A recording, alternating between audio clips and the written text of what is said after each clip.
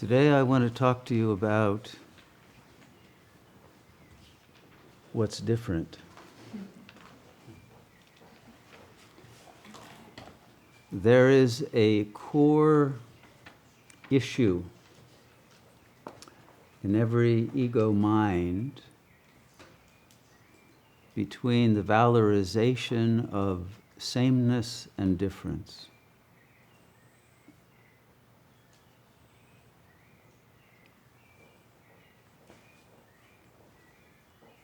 And people are always, at the ego level, noticing what's different.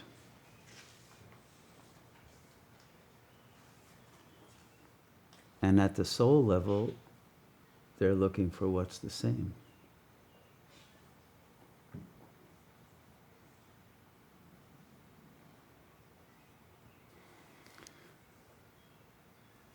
And this conflict between these two values consists and creates the major obstacles to liberation. But it's very important that you recognize that the obstacles to liberation constitute the path to liberation.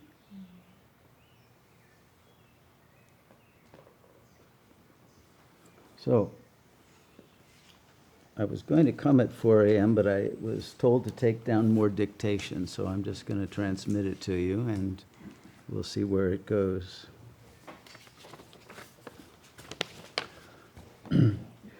The ego structure and the ego values and the ego dynamics have morphed over time in Kali Yuga. In earlier yugas, you didn't even have ego, you had soul consciousness, and then beyond that you had pure spirit. But in Kali Yuga, in early Kali Yuga, in that period they call the axial age, what was valorized by sages and the social order that was, in a sense, governed by, or at least led by, the wisest beings, and the values that were that enabled society to become harmonious and be sustainable was originally the value of the unmanifest. So because every manifest being was serving the unmanifest, it provided a kind of sameness that accepted all the differences of the people within the society who were all loyal to a particular unmanifest real that was the energy and the intelligence that they accepted was the glue that holds us together. And then by the time we get to middle Kali Yuga, the unmanifest drops out for most people in the world, and the values become that of, the chief value becomes that of sameness and consistency, right? Because you have to have a consistent dharma to be able to create a society or a community in which promises can be kept, in which expectations can be met, in which everyone knows what they have to do in order to be approved of, in order to be adequate, in order to be good, in order to be appropriate within the context of that social order, right? So that produces then that value of acting in accord with a standard, with an archetype. And there were a variety of archetypes available as the society became more complex, from a simple tribal organization into a society with a division of labor, and then you would have various different archetypal forms. But each caste, each guild, each level of society, and the two genders were all in accord with the archetype that signified the ideal form that they were to manifest. And this was the basis of worship, because worship, is a contraction of the words worth and shape. So you went to the temple or to the gathering place, the council meeting, in order to shape your worth in accord with the archetype that was being given to you when you entered into adulthood and into your profession or your calling, your vision quest, whatever. But you understood clearly what it meant to be whoever you were to be. You had a role that was defined not by the manifest group, but by the archetypal beauty, sense, dharmic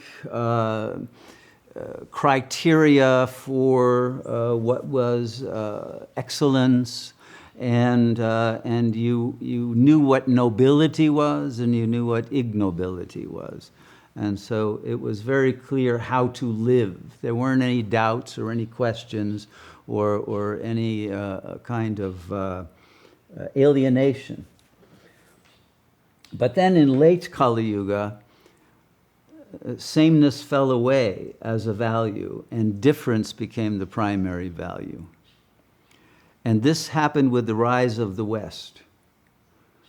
The East stayed with sameness as their primary value, whereas the West chose difference.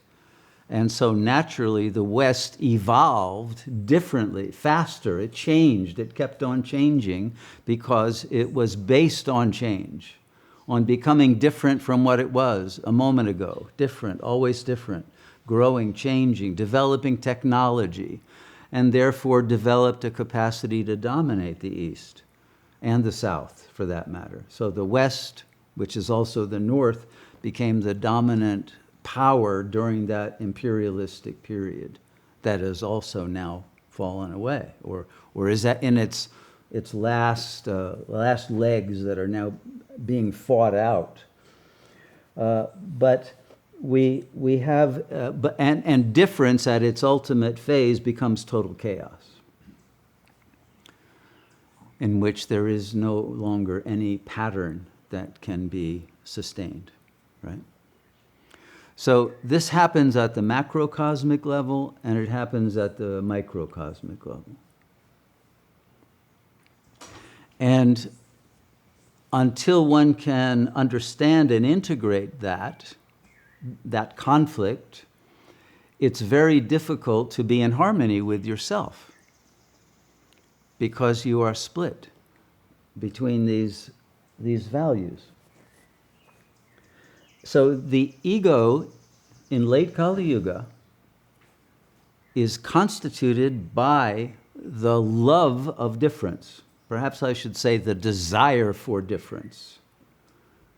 The ego wants to be as different from everyone else as possible. This is the whole individualism complex of the West. Okay? However, within that, in the early modern period, when the genders were still regulated, the role of the man was to hold the place of sameness, and the role of the woman was to be difference, right?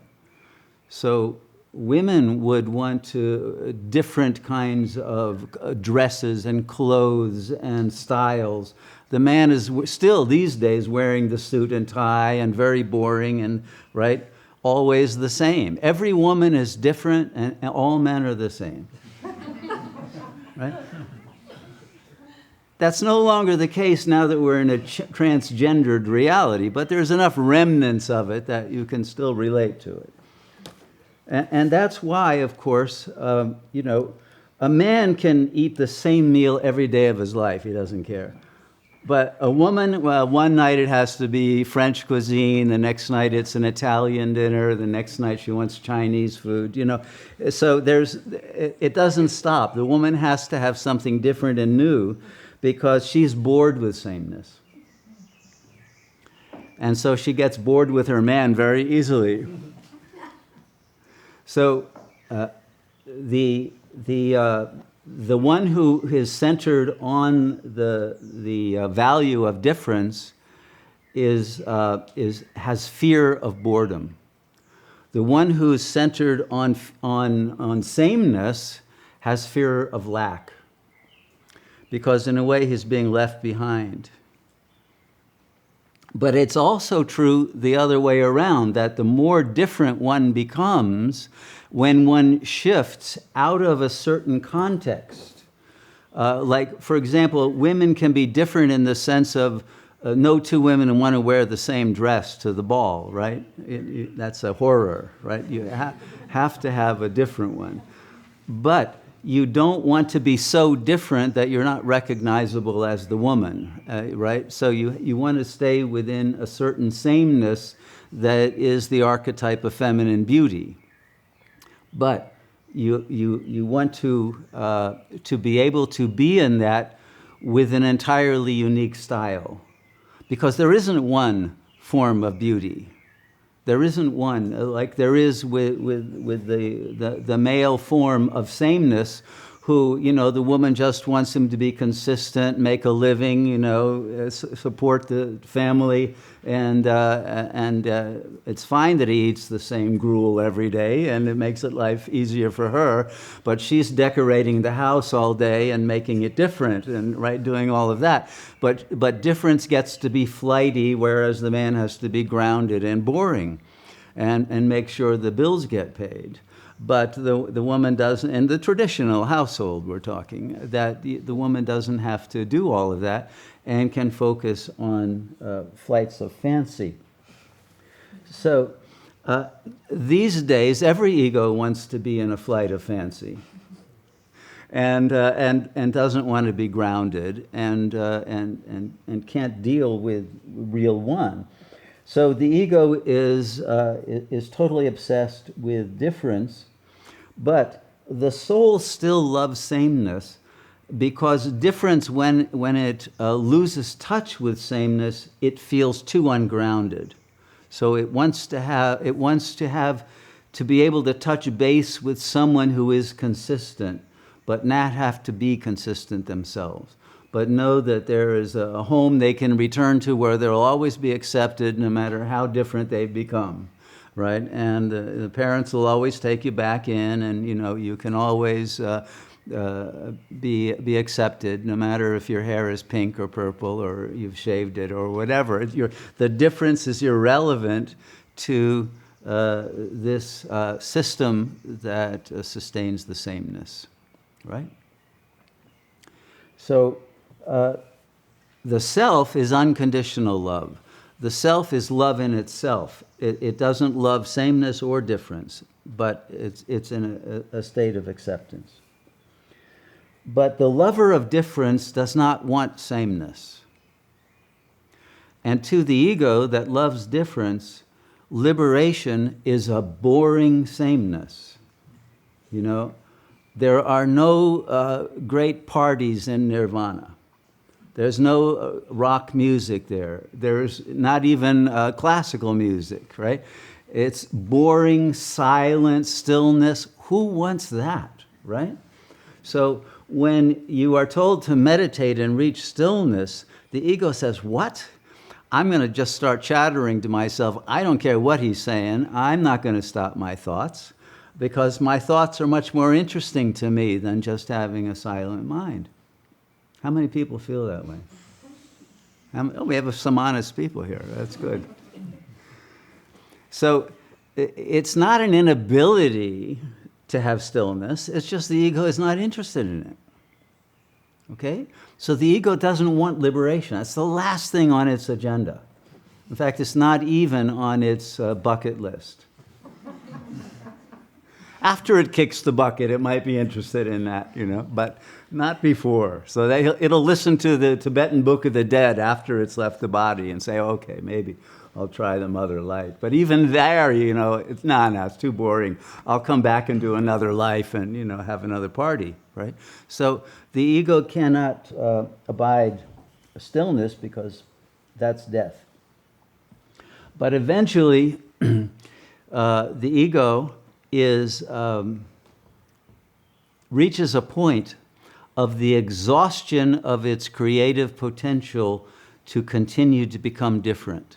It becomes stale and stagnant, and it begins to fall from that rajasic state of constant difference into the tamasic state.